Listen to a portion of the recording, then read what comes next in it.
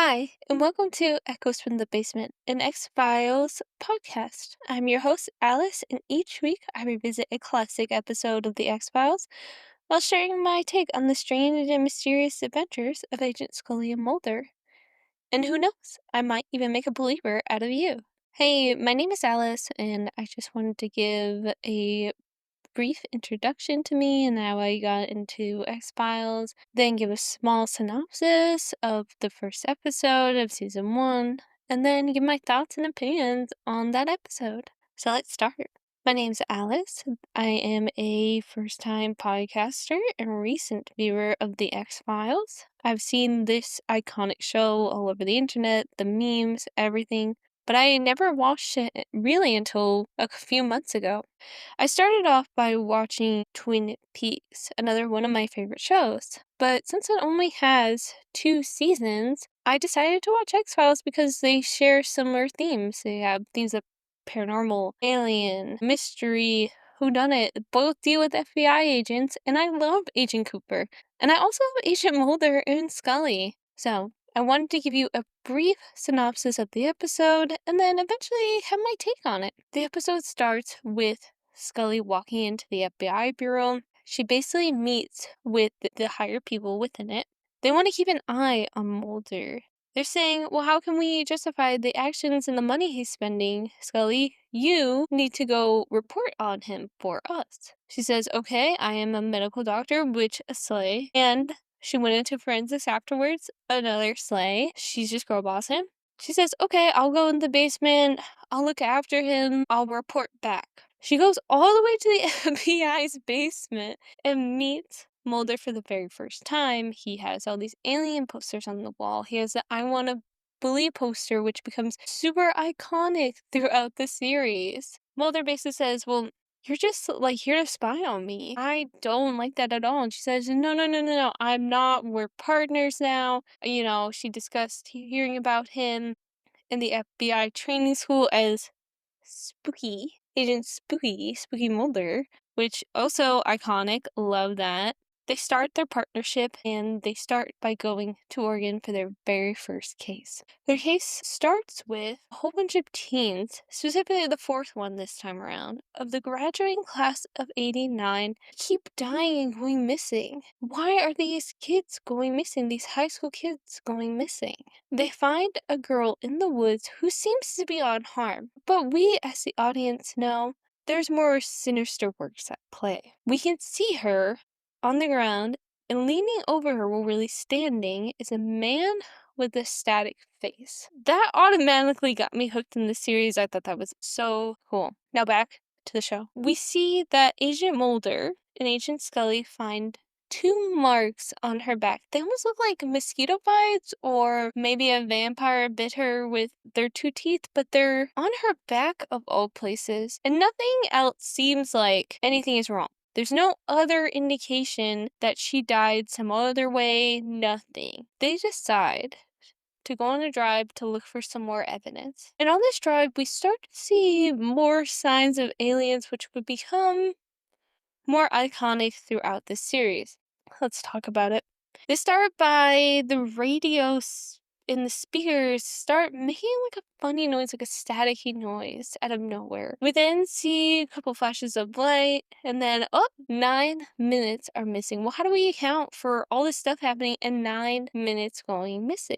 Well, Mulder thinks it deals with aliens, and this will become a theme in the show of these iconic 9 minutes missing, or some sort of time loss with the encounter of aliens. It just goes like, no way. There's some sort of like logical explanation of like what has been happening.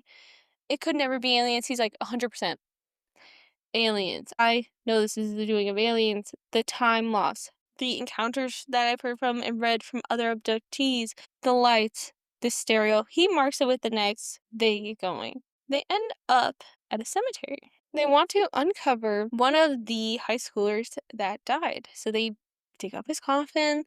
They have a couple of scuffles with some strangers. One ends up being the coroner. One eventually, I believe, ends up being really sad because he's part of the police station there. How about the coffin opens. We then see a distorted body. It doesn't even look human at all, period. You might say it could look more alien. Scully says, "No, I don't believe it's alien. I think it's just a chimp's body." It was like, of course it's not a chimp's body. Who would put a chimp body in a coffin and put it back in the ground? Why would somebody switch those bodies? That's insane. This also kind of hints at their dynamic of non-believer versus believer versus Scully's side of rigidness, scientific, everything can be explained, Mulder's side of easily believing things, and not everything can be explained, or it links to some sort of alien activity, some sort of paranormal activity, anything like that. We go back to the show. We're at a mental health facility where we meet the two teenagers that have also been in the class of 89. Their names are Peggy and Billy. Peggy is in a wheelchair reading to Billy. Billy is basically in a paralyzed state from the face down. He doesn't talk, he doesn't do anything. He is almost really in a coma. Well, Peggy says, Billy wants me to read with him. That's what he's telling me. Billy's not even talking. How could he tell her that? We eventually find out that Peggy runs out of the mental health facility one night and is hit by a truck. How could somebody that is wheelchair bound run in front of a truck towards the woods? Agent Agent Mulder and Scully end up going to the forest. They investigate. Scully finds this dirt, I guess you could say it is, or substance, like dusty substance, and Mulder ends up finding some other things as well. They run into what I believe is Billy's dad or another person of the town, basically being like, get out of here, you're trespassing, you're unwanted here, get out of the forest. Okay, which is super suspicious because what is somebody doing in the forest at the middle of the night? Flashback to Peggy. They find two mysterious marks on her back. The same two the girl from the beginning also has. Why do all of these teenagers and the main protagonist teenager that is also helping Agent Mulder and Scully have these two marks on their back? Mind you, even Agent Scully thinks that she has two marks on her back at one point, which ends up just being mosquito bites. So she's even kind of caught up in the semantics of it all. They find Peggy, she's dead. Now they have to wonder, well, how did she get there? What was she doing out there? How would she, even run, walk? Well, Mulder thinks it's because she is being controlled or summoned by some extraterrestrial beings. We also get a hint of Mulder's lore in this series as well. He tells Agent Scully about his sister's abduction and how that started the X-Files. Agent Mueller had an encounter with aliens at a very young age, along with his sister.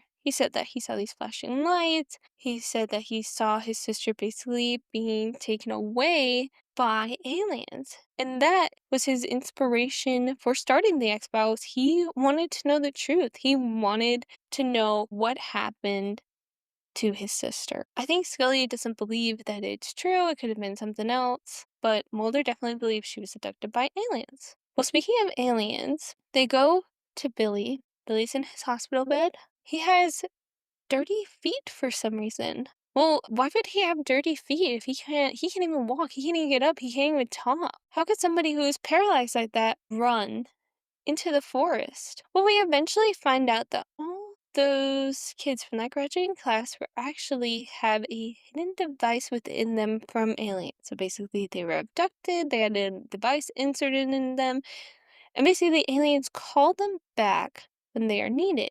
Billy was called back. We actually ended up seeing him in the forest. But Billy's dad, who ends up being the sheriff, tries to cover it up. He doesn't want his son to get hurt. Nobody wants their teenage son to get hurt, arrested, or whatever. So out of fear, he covered up what Billy was doing, even though that he knew what was happening the whole time. The episode ends by Billy, I believe there were some lights. He ended up being cured somehow, some way. The marks on his back went away.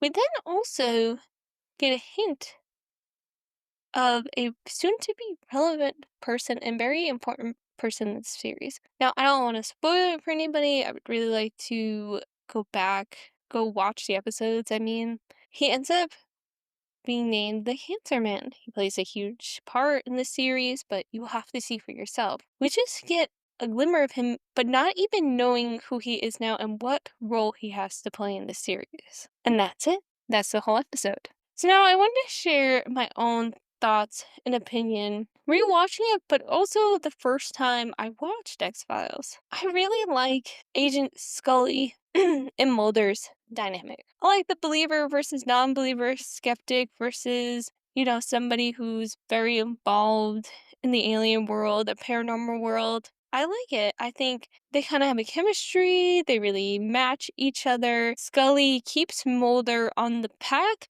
but also is like, hey, let's fact check everything, before we just assume it's aliens. And Mulder, he just wants to believe. That man just wants to believe. He wants to believe that something's out there, that the truth is out there. He just wants his sister back as well, which is like his main driving force of like the whole X-Files. I also really like the hint of the Cancer Man. Since I know more about him, I won't spoil anything.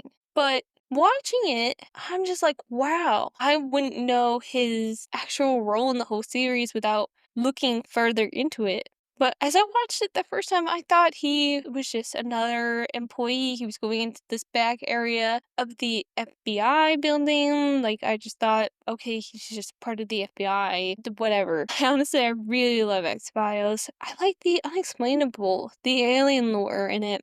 I think Scully is also really pretty. I actually, going into the series more, looked up what type of makeup she used, specifically what eyeshadow she used. They don't really have like a lot of information on it because a lot of the products that she used have been discontinued, sadly. Really discontinued, sadly. But I like their dynamic. I just really love the whole story. It's just so different from like TV now. I just feel like the story's better, the plot is better, the characters are better. So I feel like watching the X-Files, I think everybody should watch it for sure. It just seems like it's a great series. And I really like the character development of Agent Mulder and Scully throughout the series. But that's for next time. Thanks for listening, all you truth seekers, abductees, and X-Files enthusiasts. Be sure to like, subscribe, and share the show. And remember, the truth is out there. You just have to find it.